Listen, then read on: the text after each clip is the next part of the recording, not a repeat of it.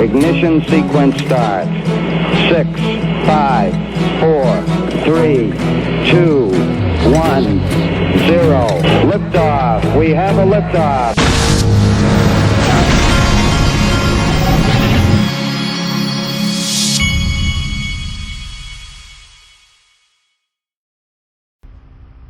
Hey everybody, this is the Digital Asset Investor, and you got to hear this. This is Ray Fuentes over at Link2. Listen to this.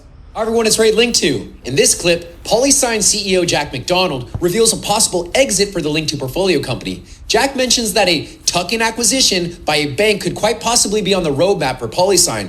What makes this idea more attractive and quite possibly a reality is the fact that Polysign's business model mirrors that of traditional asset servicing firms, which includes services typically provided by the largest financial institutions in the world, like BlackRock, Vanguard, Fidelity, State Street, BNY Mellon, Goldman Sachs, JP Morgan, and many more. A tuck-in acquisition is often referred to as a bolt-on acquisition. It's a type of acquisition in which the acquiring company merges the acquired company into a division of the acquiring entity. This technique is often used when the acquiring company wishes to obtain an advantage, but at a lower cost than it would be required to implement the changes on its own. A successful tuck-in acquisition can increase revenues and broaden the acquiring company's capabilities and resources. Listen to Polysign CEO Jack McDonald yourself, and when you're finished, head on over to link2.com to sign up, download our app, and invest in the Link2 portfolio company Polysign. Thanks for tuning in. Our vice chairman, Tim Keeney, used to run all asset servicing at BNY Mellon. So he and I have shared this vision of where the business would ultimately go. BNY Mellon is one of the largest traditional custodians in the world. I think it's the largest. Happened quicker than we thought because of the opportunity to acquire MG Stover. The clients' segments are the same. So the idea is to cross-sell custody to the fund administration clients, sell fund administration to the custody clients. And what we can do with the data behind the scenes in terms of reconciling data, pricing positions, reporting, et cetera, really starts to have some powerful synergies when you put those businesses together. And so we're quite excited about that business. It's been 6 months. We did a capital raise in the middle of last year, brought in some great investors to lead that round and to acquire that business. And we're very excited about partnering those businesses going forward. You know, skipping ahead, we're all investors, and, you know, part of investing is exiting. And I do think about that. My job as a CEO is to grow a business that will ultimately result in an exit of some sort. That can take many shapes and sizes, but one of the strategic thesis that we had in acquiring the MG Stover business is it makes it more attractive ultimately on the exit because it mirrors this business model that the traditional asset servicing firms have, and could be a tuck-in acquisition for one of those types of banks, you know, down the road when we're ready to get to that point. There you go. That's why I'm a holder. That's why Link2 is my sponsor. You can click on the link in the top of the description and go check it out. Now, this is Ron Hammond. He's a lobbyist in D.C., and he's doing a summary of this week in Congress. He says the crypto carpet bombing continues. There are a number of regulators involved in this crackdown, but none more prominent than SEC's Gary Gensler aggressive approach, It's relentless, and he goes on. And down here, he talks about how some of the Democrats, which is Gary Gensler's side, are starting to turn on Gary Gensler. And he thinks that Gary Gensler could become a political liability in this thing if he keeps on pushing the way that he is. Now, Brian Quintenz, who used to be at the CFTC, wrote this after, remember the Intelligencer article, the New York Mag, I guess is, okay, New York Magazine, whatever. In that, he said, Gensler has planted an important and dangerous flag. It's clear that caring about investor protection issues within his jurisdiction or consumer protection issues outside of it isn't his goal. It's to shut down the entire Web3 ecosystem in the U.S. And here it says the unstated premise of the SEC's current enforcement push appears to be that of the government if the government can broadly stigmatize the industry and market participants, then ordinary people, the retail investors all over the world who have gotten swept up in the crypto frenzy of recent years, might think long and hard about whether to hold these assets in any form. And then in the same article, Gary goes on and he proclaims that everything other than Bitcoin is a security.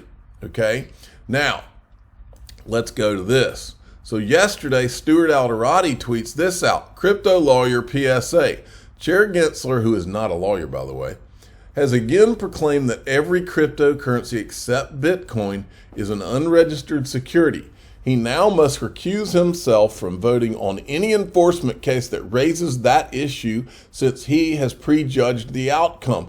And he references this case right here. So I decided to go look up the case. And here's basically what happened in the case is apparently somebody, a stockbroker, was being barred for violation of securities laws. It says the SEC instituted proceedings for the stockbroker's permanent bar of any securities-related employment.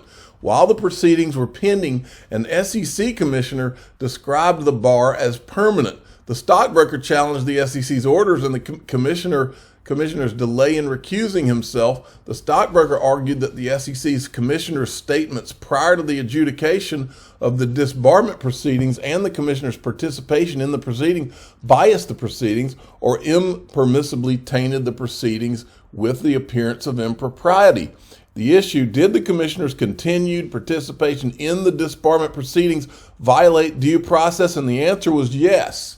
So what this means is that since Gary Gensler has already issued a blanket statement that he thinks all of them are crypto are securities except for Bitcoin, if he tries to bring any proceedings against any crypto by saying that crypto is a security, then he can't vote on filing an enforcement action against that crypto.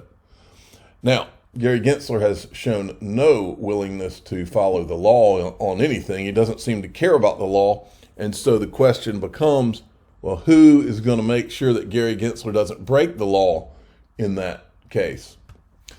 John Deaton says, brilliant move. And I said it was a checkmate on Goldman Gary. John Deaton says, brilliant move. It's fair to say Ripple's general counsel wasn't always in-house counsel. Someone's tired of playing defense. So Ripple GC on offense. Then there was this from Library. By far the best chance for cryptocurrency in the United States is Ripple. There are other top crypto players in the U.S. that could be playing offense but aren't. This means it's basically all on XRP to save us all. Now, this is the guy, if you remember, this lawyer right here, I put out a video the other day from him. His name's Lewis Cohen. He's one of the guys that filed an amicus, and I don't remember all the details of it, but filed one in the Ripple case. He's the guy that created the embodiment theory, if you remember. So he was on this other show, which the full link's right here. And he addresses the Ripple case. Here we go. One is one you mentioned earlier, Kathy, which is probably the case that the crypto community is most focused on, right? And that is SEC versus Ripple Labs. What makes that case so interesting is that it has absolutely nothing to do with whether or not tokens are securities. Ripple Labs raised money, huge amount of money, $50 billion, right, by selling XRP tokens. That's down the middle, the kind of activity that at least potentially would be investment contract activity. However, both of the parties, the SEC on the one hand and Ripple Labs on the other hand, have attempted to make the case focus on the status of the XRP token for their own separate sort of strategic reasons. At this point, the case has been going on, I think, over 2 years. Well over 2 years, and we are expecting some decision on the motions for summary judgment, which is the point before you have an actual trial. So you've done all your discovery, everybody's known and figured out whatever there is to know and entered whatever evidence there is to enter. And at this point, it's up to the judge to make a decision, and she can do one of three things. She can grant the motion for summary judgment for either the SEC or for Ripple Labs. So those are two options. Or she can deny them for everybody, for both of them. So she can grant them for one and not the other and not the one, or deny them completely. If she grants them for either, grants the motion for summary judgment for either the SEC or for Ripple Labs, it is exceedingly likely that whoever lost is going to appeal, as I explained, and go up. In the case of Ripple Labs, the case is in the Southern District of New York, which is the most common case to bring securities actions for various reasons. and they would appeal it to the Second Circuit, so which is probably one of the leading circuits in the U.S., and would get appealed. That could easily be another couple of years.